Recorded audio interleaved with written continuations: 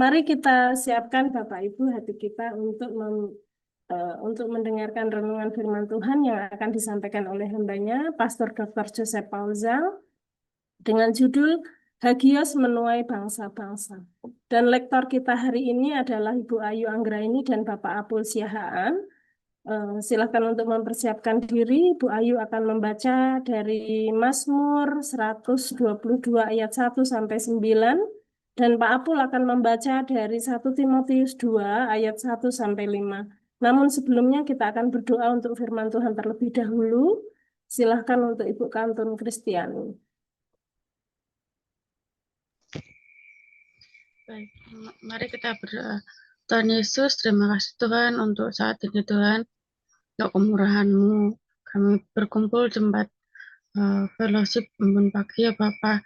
Saat ini Tuhan, kami mau mendengarkan firman Tuhan.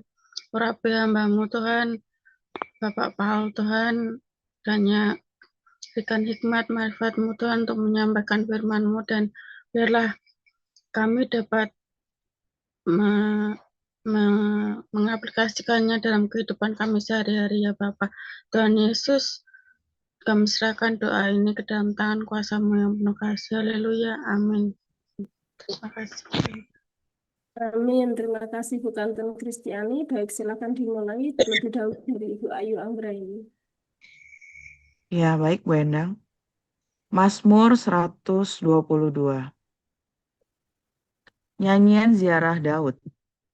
Aku bersukacita ketika dikatakan orang kepadaku, mari kita pergi ke rumah Tuhan. Sekarang kaki kami berdiri di pintu gerbang-Mu, hai Yerusalem. Hai Yerusalem yang telah didirikan sebagai kota yang bersambung rapat, kemana suku-suku berziarah, yakni suku-suku Tuhan, untuk bersyukur kepada nama Tuhan sesuai dengan peraturan bagi Israel. Sebab di sanalah ditaruh kursi-kursi pengadilan, kursi-kursi milik keluarga Raja Daud. Berdoalah untuk kesejahteraan Yerusalem. Biarlah orang-orang yang mencintai-Mu mendapat sentosa. Biarlah kesejahteraan ada di lingkungan tembok-Mu dan sentosa di dalam puri-Mu. Oleh karena saudara-saudaraku dan teman-temanku, aku hendak mengucapkan, semoga kesejahteraan ada di dalam-Mu. Oleh karena rumah Tuhan, Allah kita, aku hendak mencari kebaikan bagi-Mu. Demikian.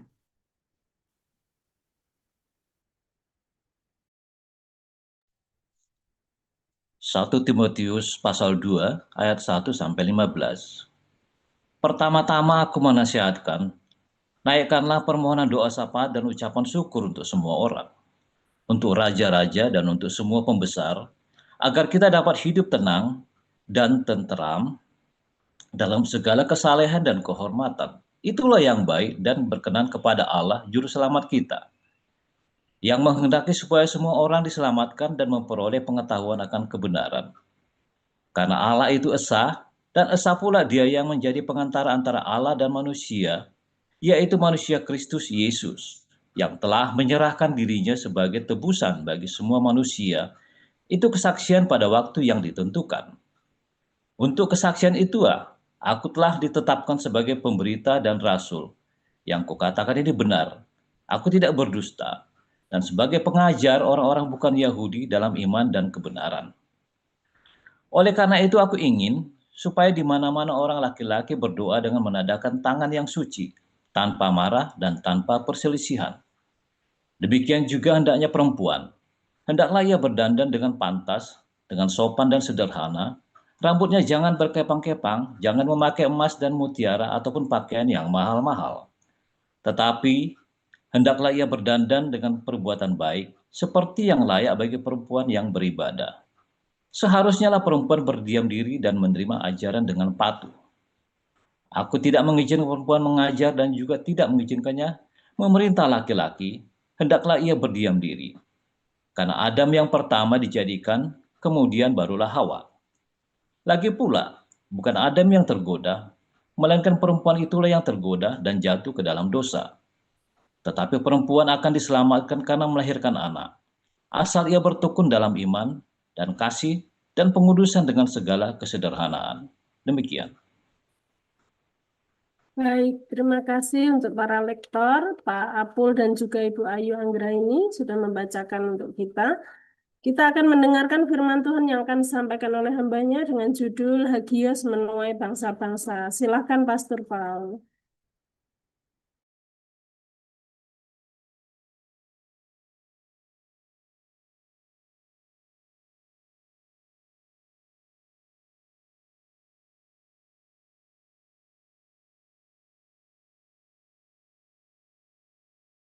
Hagios menuai bangsa-bangsa, luar biasa, saudara. Kita kemarin ke Amerika, ya, kita berdoa, kita memberitakan Injil, kita kasih makan gelandangan yang ada di Amerika, ya. Kita kerjasama dengan mahasiswa kita, salah satu mahasiswa HBC Angkatan Kedua, Pastor Norma Mambo, dengan Pastor William Mambo, juga dengan Pastor Yohanes Lim, ya, mahasiswa HBC Angkatan Pertama, dengan Ibu Tania Lim. Luar biasa, saudara, ya. Di situ kita berdoa buat mereka, kita peluk mereka, kita menangis bersama mereka. Saudara, itulah memberitakan Injil, saudara, ya. Bukan koar-koar di media sosial. Memberitakan Injil adalah sebuah kontak fisik, saudara. Karena Injil itu bukan sekedar kamu cuap-cuap, tetapi adalah satu tindakan. Ya, karena Injil itu bukan sekedar kata-kata, tapi Injil itu sebuah tindakan. Ya, kabar sukacita itu bukan hanya bacot saja, saudara, tetapi sebuah tindakan. Karena apa yang kita perbuat untuk orang-orang ini akan bicara lebih keras daripada cuma omongan tok. Dan itu yang dilakukan oleh para rasul, bukan cuma ngomong. Ya, kalau Anda lihat di Galatia 2, mereka mengusahakan kesejahteraan bagi orang-orang miskin. Sebab Injil itu diberitakan kepada orang miskin. Injil itu diberitakan kepada orang yang menderita teraniaya. Lukas 4 ayat 18. Roh Tuhan Allah Bapa-Ku untuk memberitakan Injil kepada orang miskin yang tertindas, yang tertawan, yang menderita, saudara. Ya, bukan sekedar cuap-cuap. Mengapa diberikan kepada orang miskin? Supaya kita ada aksi pada mereka. Itulah Injil yang benar. Dan itulah dilakukan oleh komunitas Hagios yang seharusnya dilakukan oleh gereja dan orang-orang lain juga yang memberitakan Injil. Itulah sebabnya hari ini kita komunitas Hagios sudah banyak, ya, mendidik, melatih orang-orang dari berbagai bangsa. Bukan saja mereka diisi secara knowledge, tapi diberi teladan. Itulah sebabnya saya datang ke Amerika, Los Angeles. Semester depan saya akan ke New York, saudara, ya. Karena ada juga mahasiswa kita di sana, Bu Sarapina sama siapa sih yang? Bu Sarapina yang di New York, yang di kelas-kelas kita. Yang di New Jersey, siapa lagi? Ada beberapa orang, ya, yang ada di kelas kita, saudara, ya. Nah, kita ada juga, ya, mahasiswa kita yang ada di Australia, yang ada di banyak negara, saudara, ya. Itulah sebabnya Hagios menuai bangsa-bangsa. Kita bukan hanya cuap-cuap, bicara-bicara, omon-omon, tapi kita melakukan, ya, saudara, ya. Berita Injil adalah sebuah berita sukacita dan berita damai sejahtera buat orang-orang yang sedang di dalam konflik, dalam masalah, dalam penderitaan. Nah, namun saudara, kita juga berdoa untuk semua negara di mana kita tinggal. Ya, kata firman Tuhan, usahakanlah kesejahteraan kota di mana aku buang, kata Tuhan. Saat ini saya lagi dibuang di Belanda. Terbuang dari Indonesia. Jadi DPO. Maka saya juga mengusahakan kesejahteraan kota ini.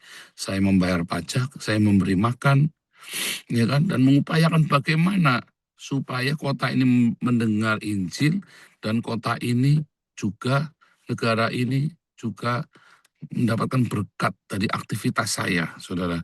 Bukan cuma omon-omon, ya. Itu sebabnya, ya, kalau kita ada homeless yang ada kita, ya, maka kita selalu, ya, berikan pelukan. Karena tidak ada orang yang mau peluk mereka, bau. Mereka itu bau, saudara, ya. Rata-rata udah nggak mandi beberapa minggu, beberapa bulan. Tapi kita peluk, dan mereka merasakan sesuatu, ya, hanya pelukan, kelihatannya cuma pelukan. Kadang-kadang ngomong juga nggak nyambung, tetapi tindakan kasih yang nyata itu lebih baik, saudara, ya. Kasih yang nyata itu lebih baik daripada cuma omong-omong. Ya, kamu mau sejuta segudang omong-omongmu, ya itu masuk kiri keluar kanan. Tapi kasih yang nyata, bagaimana merawat, ya, komunitas kita dengan tanggung jawab, bagaimana kita mensejahterakan kehidupan mereka, itu yang penting. Karena, ya, omon-omon itu ya cuman omon-omon, ya kan, buang abab saja, buang, selesai. Tapi ketika kamu melakukan, itu seperti menghujam, saudara, ke hati mereka. Aksi itu sangat penting dibandingin cuman omon-omon. Nah, kita berdoa, ya, bukan saja untuk orang-orang yang kita layani, tapi bagaimana kita berdoa untuk para penguasa, untuk para pemerintah di tempat di mana kita berada, itu sangat penting. Pemerintah ini adalah, katanya dalam Roma 13, pemerintah ini adalah wakil Tuhan. Ketika Tuhan mempercayakan pedang kepada mereka untuk menghukum, tetapi juga untuk menegakkan keadilan dari sorga. Maka dari itu kita harus berdoa, ya. Kita memberitakan Injil di akar rumput, kemudian kita membangun komunitas dari akar rumput ini, kita kemudian upayakan kesejahteraan mereka, orang-orang yang sudah bergabung dengan kita. Kemudian kita juga, saudara, bimbing mereka, kita mentorin mereka, kita didik mereka di dalam kelas pemuridan, namun kita juga berdoa bagi tudung, ya, ideologi politik bernegara, berbangsa. Kita perlu berdoa supaya jangan mereka tidak melakukan apa yang semestinya dilakukan oleh pemerintah, tapi justru mereka mengeruk keuntungan sendiri, mereka menjadi lalim, mereka menjadi kurang ajar. Makanya kita perlu terus berdoa, kita perlu berseru kepada Tuhan, supaya Tuhan berikan di dalam hati para pemerintah ini takut akan Tuhan, takut akan sesuatu, sehingga mereka hanya berfokus kepada kebaikan. Masalahnya, saudara, banyak orang-orang Kristen, ya, mereka memilih untuk jadi pemerintah, dan karena mereka sudah Kristen dan mereka terjun di dalam politik, lalu mereka jadi manipulatif.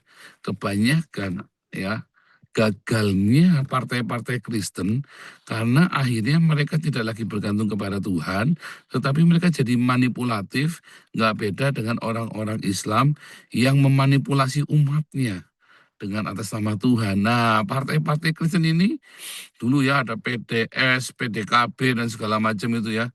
Akhirnya hancur. Kenapa? Karena orang-orang yang nggak solid di dalamnya. Dari mana saya tahu? Saya tahu, saudara, ya. Nah, saya tahu, ya. Bahkan banyak sekali hamba-hamba Tuhan seperti Pak Royandi dulu, ya. Dia tidak biasa berpolitik dan dikerjain sama anak buahnya sendiri di partai tersebut. Kasihan, saudara, ya. Kenapa? Karena nggak terbiasa. Nah, saudara, ya, kenapa Tuhan Yesus tidak mau menjadi raja secara politis? Ya, karena raja secara politis biasanya adalah orang-orang yang kejam, orang-orang yang berani mengambil keputusan yang tidak populer, ya, dan orang-orang yang melakukan hal-hal seperti dia perampok seperti Yefta. Daud itu juga termasuk perampok, saudara. Muhammad juga perampok, ya. Mereka kemudian mengambil alih jadi pemimpin. Nah, Julius Caesar dulu itu, ya. Dan kalau Anda lihat, ya, para bapak bangsa, tadinya mereka itu adalah perampok-perampok. Mereka adalah mafia-mafia di zaman itu, ya, seperti Viking, orang-orang kuat, pembunuh psikopat, seperti Nimrod, ya, adalah pemburu kepala. Nah, mereka itu orang-orang seperti itu, ya. Anda jangan berpikir seperti Hans Christian Andersen, cerita-cerita raja yang baik, yang santun, membunuh lalat pun tidak berani. Anda jangan mikir begitu, saudara, ya. Raja-raja yang begitu, raja-raja yang lemah. Biasanya raja-raja yang sukses itu ya yang psikopat itu. Ya, macam itu tadi, ya, orang-orang yang kejam yang menjadi raja. Dan mereka menjadi wakil Tuhan. Kamu jangan berpikir raja-raja ini adalah raja-raja yang lemah lembut dan penuh dengan kemurahan hati, saudara. Enggak, saudara, ya. Mereka adalah orang-orang yang siap membunuh orang yang di sebelahnya kapan saja, saudara. Ya, seperti Daud, kalau membunuh orang itu satu kampung dibunuh semua, nggak ada yang ditinggal. Nah, orang-orang ini kita doakan supaya orang-orang ini jangan keluar dari tracknya Tuhan. Orang-orang ini jangan sampai meleset. Wah, masa Daud kejam? Iya, kejam, saudara. Daud itu kalau pergi kemana-mana, ya, waktu dia dikejar-kejar sama Saul, lalu dia ikut orang Filistin, lalu dia pergi ke perkampungan orang Filistin, dia rampok, dia bunuh semuanya satu desa. Bahkan binatang pun tidak dibiarkan ditinggal. Habis semuanya. Ya, kenapa binatang tetap dibunuh semua, ya? Kalau sampai ada anjing bisa ngelacak, nanti dipakai buat ngelacak mereka, atau bebek atau apa itu kan serem itu, saudara, ya. Binatang-binatang yang punya penciuman atau pokoknya dibunuh. Setiap kali Daud masuk desa, sak binatang pun dibunuh. Oke, jangan sampai ada yang bisa dipakai untuk melacak Daud. Kalau enggak nanti dia bisa dibunuh sama Raja Filistin. Dia kan masih numpang di daerahnya orang Filistin. Nah, itulah sebabnya, ya, bahwa orang-orang yang menjadi pemimpin ini, ya, nggak bisa orang-orang yang lemah gemulai, dan Yesus tidak mau terlibat di dalam kejahatan itu. Loh, tapi kenapa dibiarkan orang-orang jahat itu memimpin? Ya, memang mereka memang mendapat bagiannya, mendapat kemuliaannya, dan mereka sudah mendapat upahnya. Tinggal dia menjadi raja yang lalim atau dia menjadi raja yang adil, yang ada kepastian hukum. Definisi adil itu bukan berarti saya dapat satu, kamu dapat satu, enggak, saudara, ya. Tapi kepastian, ada kepastian hukum, jelas hukumnya mau apa, ya. Mau nyogok, mau pakai sistem table money, pokoknya hukumnya jelas. Kayak zaman Soeharto itu hukumnya jelas, saudara, ya. Bikin SIM nyogoknya 100.000, bikin SIM A atau SIM B menyogoknya 500.000, itu jelas tuh. Kalau zaman sekarang ini kurang jelas. Yang satu bisa 1 juta, yang lain bisa cuma 100.000, nyogoknya enggak jelas. Itu namanya dulu ukurannya jelas. Kapolres ukuran sekian, Kapolda sekian, ya, Mabes sekian. Nah, kalau zaman sekarang nggak jelas, saudara. Kapolsek bisa dapat 1 miliar, nanti Kapolresnya cuma dapat 10 juta. Nggak jelas, karena ketidakpastian. Nah, itu loh. Makanya Roma 13 ketika bicara tentang pemerintah adalah wakil Allah, itu lagi cerita kepastian, ada kepastian. Yang ini bagaimana? Nah, sekarang nggak jelas. Kamu penistaan agama, pasal karet, saudara. Bisa hukumannya cuma 6 bulan, bisa 10 tahun kayak KC. Nah, itu namanya tidak jelas. Itulah sebabnya kita harus berdoa. Namun berdoa itu bukan sekedar omon-omon. Wah, kira bola. Kita berdoa untuk bangsa dan negara. 1 jam basaro, kira bara. Tak jamin, saudara. Nggak dijawab. Karena doamu ya doa-doa yang halu, doa-doa doa-doa mantra-mantra yang halu. Ketika kamu bilang berdoa untuk bangsa, kata doa untuk bangsa artinya kamu punya harapan, saudara. Dan namanya kamu punya harapan, maka kamu punya iman. Dan kalau kamu punya iman, maka kamu harus ada tindakan. Jadi ketika orang-orang belajar doa keliling, ketika gereja-gereja doa keliling, doling, maka Damaris memberi makan. Itulah doa untuk bangsa. Dulu Damaris juga keliling naik motor ya, saudara ya. Saudara tanpa sadar kamu sedang memberitakan Injil dan kamu sedang mengusahakan kesejahteraan kota. Kamu sedang wishing something good for the nation, saudara. Jadi ketika kita bilang doling, kamu tidak akan menemukan doa keliling di dalam Perjanjian Baru. Tidak ada Yesus doa keliling, para rasul doa keliling. Tidak ada, saudara. Mereka melakukan doa keliling yang di dalam kitab Yosua, mengelilingi tembok Yeriko 7 kali, hari ke-7 7 kali, maka yang kita lakukan di zaman Perjanjian Baru adalah memberi makan seluruh kota. Semakin banyak kita bisa beri makan, itulah kabar baik, itulah klaim atas jiwa mereka. Saudara, ketika Anda membeli makan dan mereka terima makananmu, kamu sedang mengklaim jiwanya loh, saudara. Ya, kamu sedang mengklaim jiwanya. Makanya berdoa bagi kota, berdoa bagi negeri, berdoa bagi pemerintah, bagi raja-raja. Sebenarnya adalah sebuah harapan. Dengan harapan yang punya iman, dan iman itu harus disertai dengan tindakan. Nah, memberi makan adalah wujud dari doa keliling, dari doa peperangan kita, saudara. Jadi kamu jangan meremehkan memberi makan orang-orang miskin, karena itu bagian dari strategi peperangan rohani. Makanya Yesus 2 kali memberi makan, ribuan, 5.000 dan 4.000. Itu adalah sebuah doling, sebuah doa. Ya, ketika kita memberi makan, ya, maka kita sedang mengklaim jiwanya, kita sedang memberikan teladan perbuatan baik. Ya, karena di zaman Yesus nggak ada orang-orang ngasih makan begitu, hanya orang Kristen saja, hanya Yesus dan para pengikutnya saja, maaf ya, belum ada Kristen saat itu, belum ada agama Kristen. Hanya Yesus dan pengikutnya yang memberi makan itu, dan mereka dikenal. Ya, Yesus yang memberi makan, para murid-murid yang memberi makan. Sampai hari ini kita dikenal karena apa? Anda dikenal karena gedungnya mewah atau dikenal karena Anda suka memberi makan?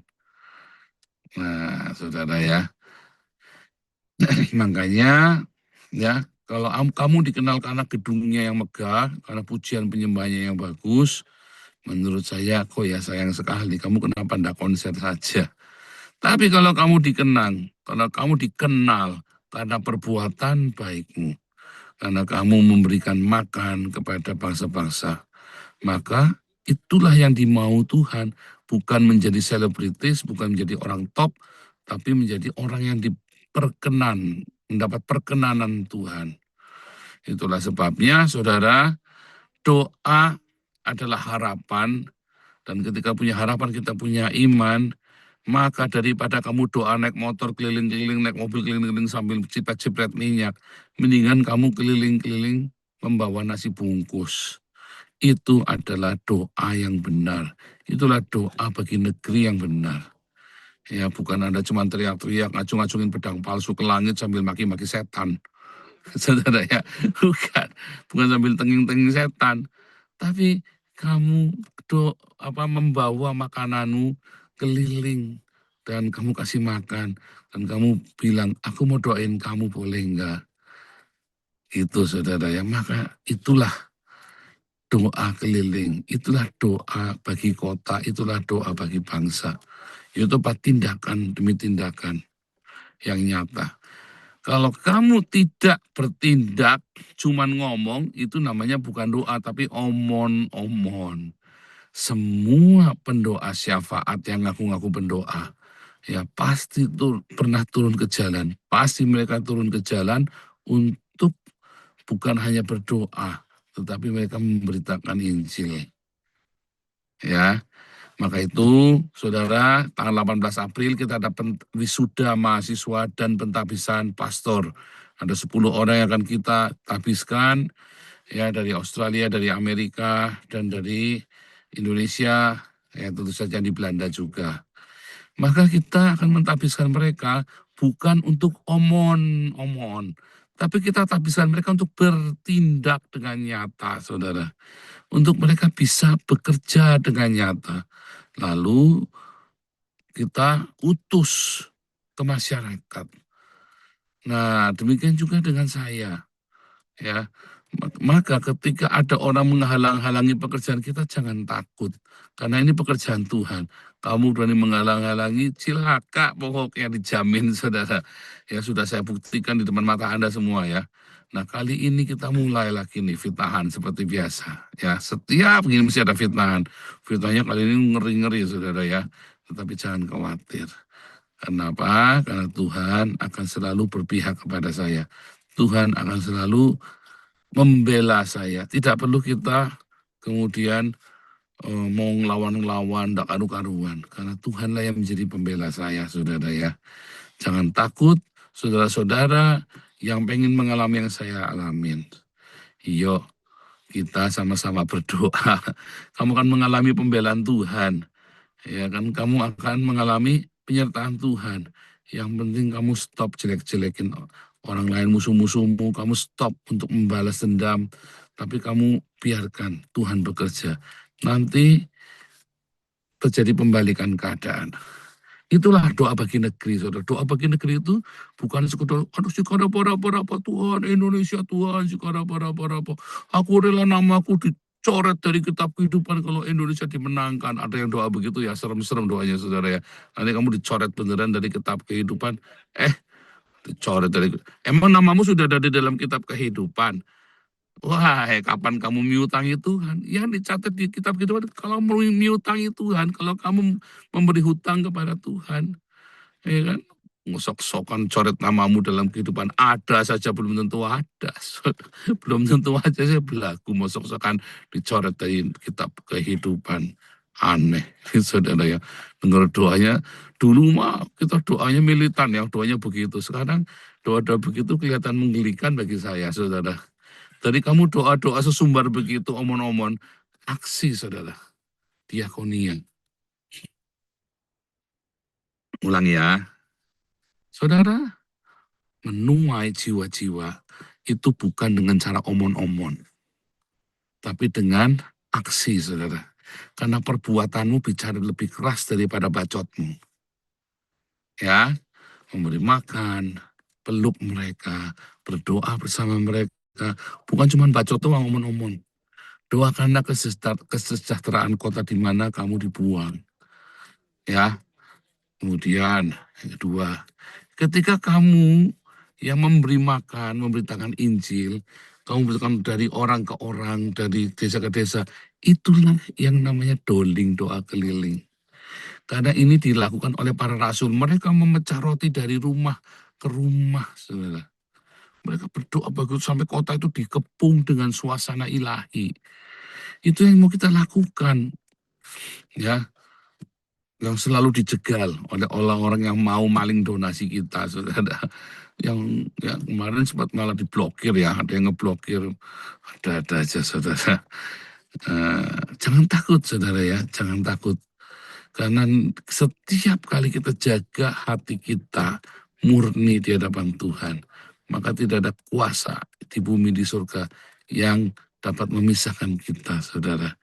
Jangan takut, teruslah sediakan dirimu untuk diajar, sediakan dirimu untuk selalu belajar yang baru dari doa, ya, dari doa keliling, doa untuk pemerintah.